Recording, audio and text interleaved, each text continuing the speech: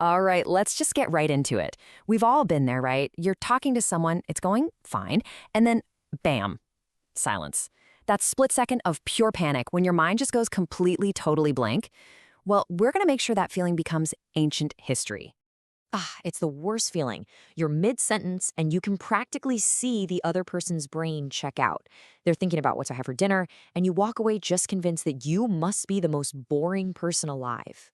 But here's the thing, and this is the most important part. It's not you. You're not boring. The reason your mind goes blank has absolutely nothing to do with your personality. The real culprit is this kind of sneaky mental habit that, luckily, we can totally fix. And that gets us to the absolute core of the problem, something we can call the conversation paradox. Once you get this, everything starts to change. So this just flips the whole problem on its head. See, your brain is a thought-generating machine. It never stops. The problem isn't that you have nothing to say. The problem is you have an overactive inner critic, a filter that's constantly screaming, nope, that's too random, or, they won't care about that. It shoots down perfectly good ideas before they even leave your lips. So, what exactly is this filter, this inner critic, and why does it have so much power over us? Let's break down what's actually happening in your brain. Turns out we usually operate in one of two modes in a conversation. First, you've got performance mode. This is when you're stuck in your own head, judging every single thought, trying to plan the perfect thing to say next. And then there's presence mode. This is the goal. It's when you're actually listening, picking up on cues, and just letting the conversation flow. I mean, think about it, right? You literally can't be engaging when half your brain power is being used to critique yourself. And it's not just a feeling. Research actually shows that when we're in that self-judging performance mode, the parts of our brain responsible for reading social cues literally dim. You're so busy being a critic in your own head, you can't be present with the person right in front of you. So how do we shut down that inner critic? How do we switch from performing to just being present? Well, the answer is a simple but honestly game-changing mindset shift. Let's call it the curiosity superpower. This is the secret right here. The most captivating people aren't the ones trying to prove how interesting they are. They're the ones who are genuinely interested in other people. The second you make that your goal, to be interested, not interesting, all that pressure to perform just melts away. See, when you're genuinely curious, your focus is suddenly on them, not on you. And that instantly vaporizes your anxiety. Plus, in a world where most people are just waiting for their turn to talk, being the person who actually listens, that makes you magnetic. It makes people feel seen, and that's a feeling we all crave.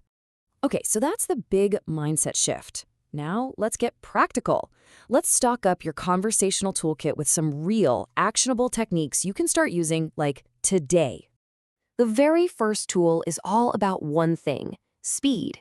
It's designed to short-circuit that overactive filter we've been talking about, and it's called the 3-second rule. The idea is super simple. You have about 3 seconds before your inner critic wakes up and starts vetoing your ideas. So if a thought pops into your head, say it within 3 seconds. Now, this isn't a license to be rude, okay? Your basic social filter is still working. This is about trusting that your authentic thoughts, even the ones that seem a little small or boring, are the ones that lead to the best conversations. All right, next up is a total game changer. It's called conversation threading. Imagine someone says, I just got back from hiking in Colorado with my brother. Your brain should immediately see multiple threads you can pull on. There's hiking, there's Colorado, there's family, there's travel. By spotting these threads, you've basically just created a GPS for the conversation. You'll never get lost again. This next one is all about going deeper, not wider. Instead of jumping from topic to topic, you use the art of the follow-up. So if someone says they just got back from Italy, please don't just ask, how was it? That's a conversation killer. Dig a little. Ask, what was the one meal you'll never forget? Or what surprised you most about Rome? It shows you're actually listening. A great way to build a real connection is to gradually open up.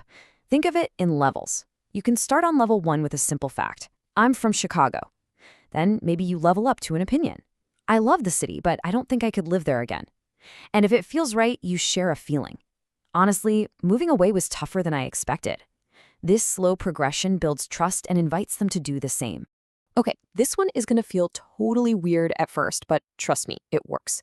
Embrace the pause. A little 2-second silence isn't awkward. It turns out it actually makes you seem more thoughtful and sincere. It gives your brain a moment to actually process what was said, instead of just blurting out a knee-jerk reaction. But look, let's be real. Even with all these awesome tools, your mind is still going to blank out sometimes. It just happens. The key is not to panic, because you're going to have a social safety net ready to go. Here are 2 totally foolproof recovery moves. First, the environment scan. Just comment on something around you. The music, the art on the wall, the crazy plant in the corner, anything. Second, the curious reversion.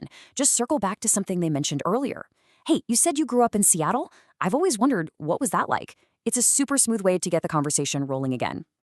So let's pull all of this together. What are we really aiming for here? What's the ultimate transformation? Well, it's a huge shift in how we think about conversations altogether.